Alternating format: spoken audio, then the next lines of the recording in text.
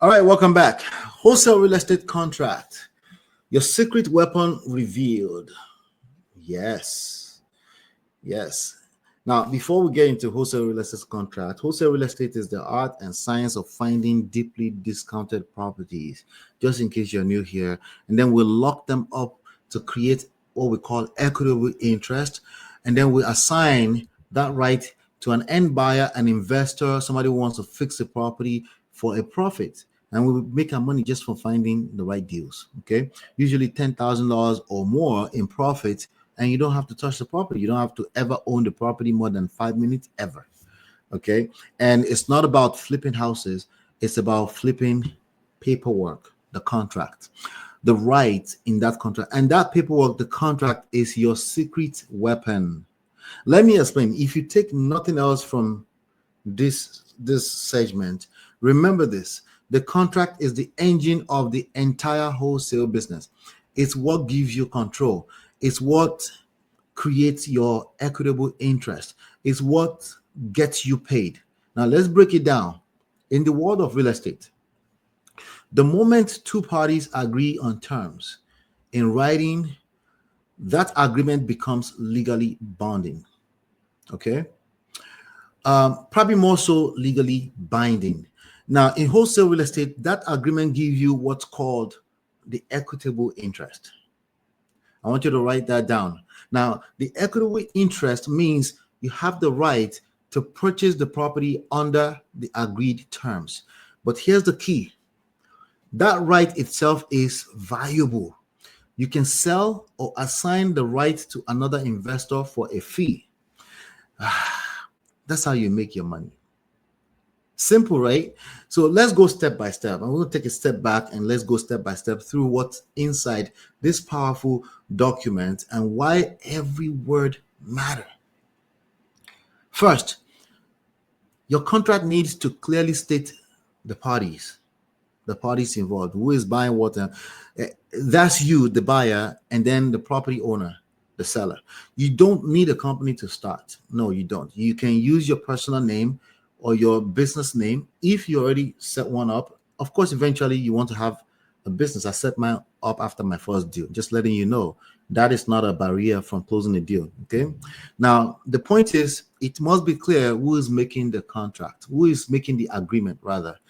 It needs to be clear. Now, secondly, it should describe the property precisely. That includes the full address and the legal description, things like block number, lot number, basically the way the county government keeps the record. Okay. That's what makes it a real property, because you can have an address and it's not a real property, just FYI. You need to have legal description on it. The legal description can usually be pulled from the county records or your data provider like myempirepro.com/big data. You can try it out for free. It's what makes the contract enforceable. You're not just saying the blue house on the corner, right? You're saying this exact parcel of land as recorded in the county's official books. And then thirdly, you'll need the purchase price and terms. This is where you negotiate your profit potential, right? The lower the contract price, the more room there is for the end buyer and for your assignment fee, of course, because the end buyer is the one actually paying you for finding this deal, right? Now, a lot of beginners get nervous here, thinking they need to have the perfect number. Don't overthink it. It's very simple. Use the 70% rule. The after repair value, ARV, multiply that by 0.7, and then take the difference of the repair estimate out, and then you have your maximum allowable offer. Now, for higher end properties, you can stretch that up to 85%. And for lower end homes, you can tighten that number, the ARV factor, down to 50%. If the seller agrees and signs, you've just created what we call an equitable interest on paper. Okay. Next, your contract needs a consideration clause.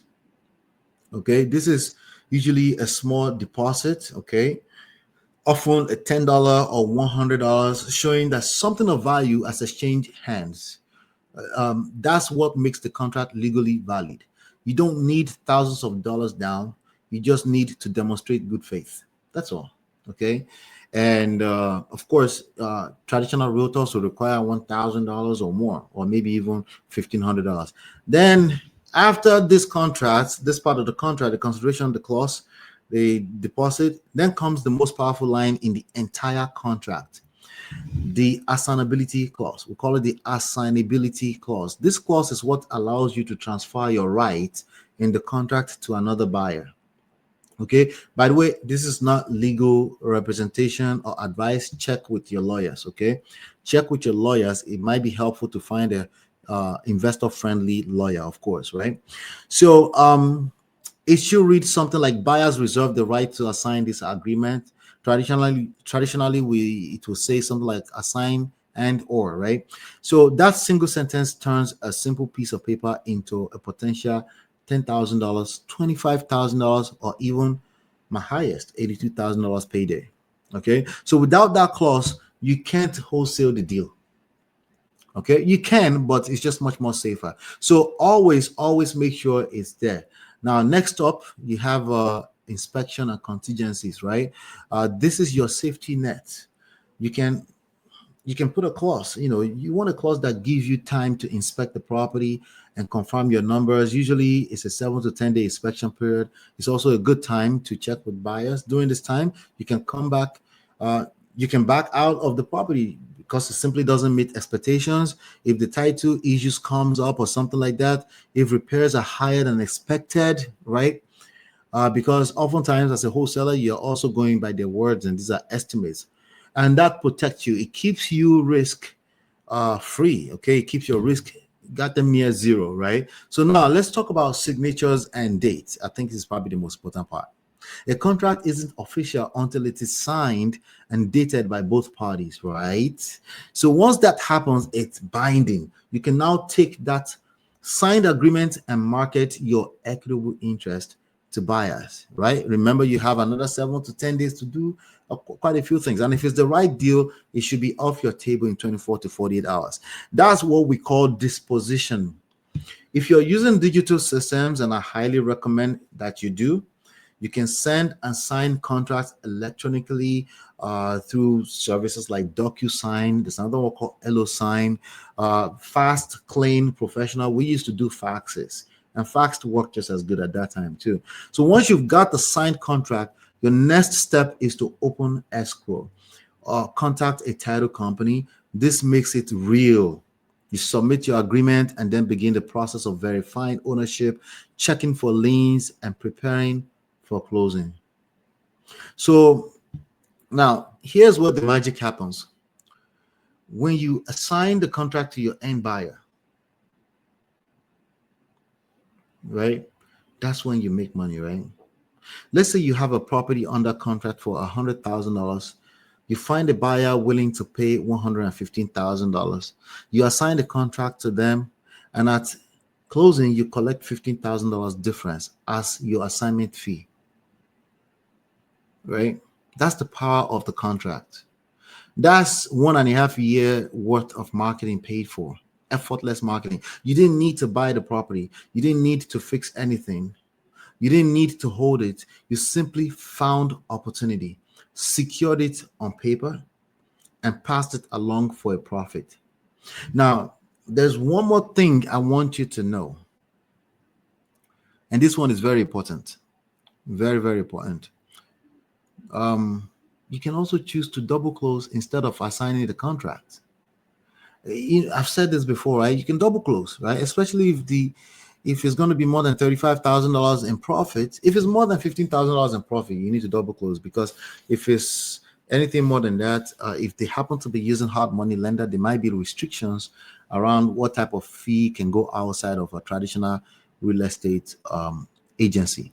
So now this means you close on the property. Double closing means you close on the property yourself using the buyer's funds or short-term traditional funding.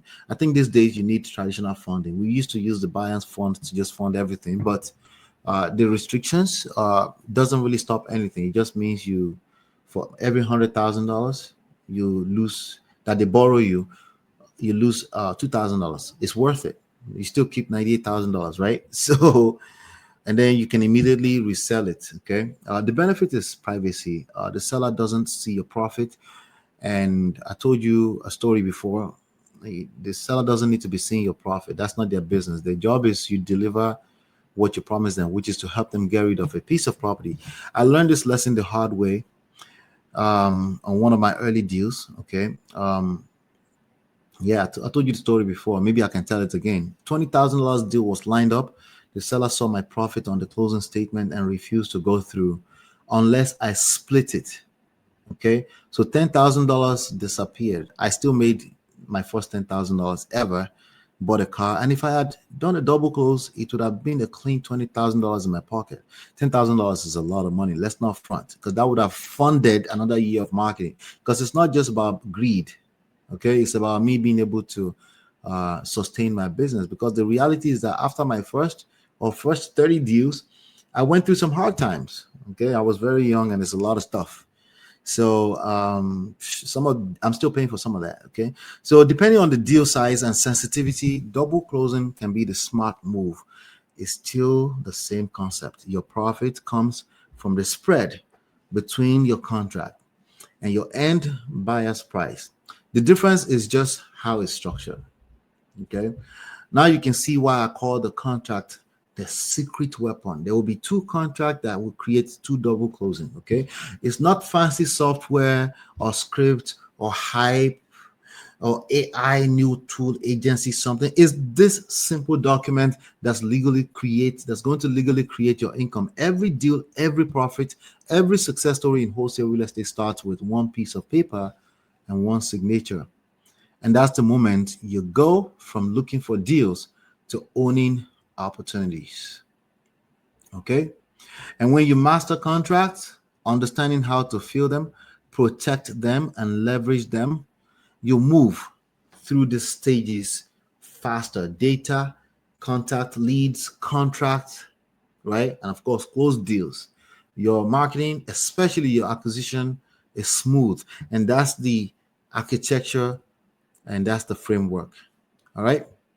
And I will be right back. This is Ola at My Empire Pro, your favorite real estate coach. Don't forget to like, subscribe, and share. Your Empire starts today. I've written 3 game-changing books. Download them free at myempirepro.com/books. I'm also looking for partners, money, time, or anywhere in between. If that's you, visit myempirepro.com/partners. And if you want to try the all-in-one PropStream software for free, go to myempirepro.com/PropStream. Stay tuned. Let's build your $10,000 per month real estate empire.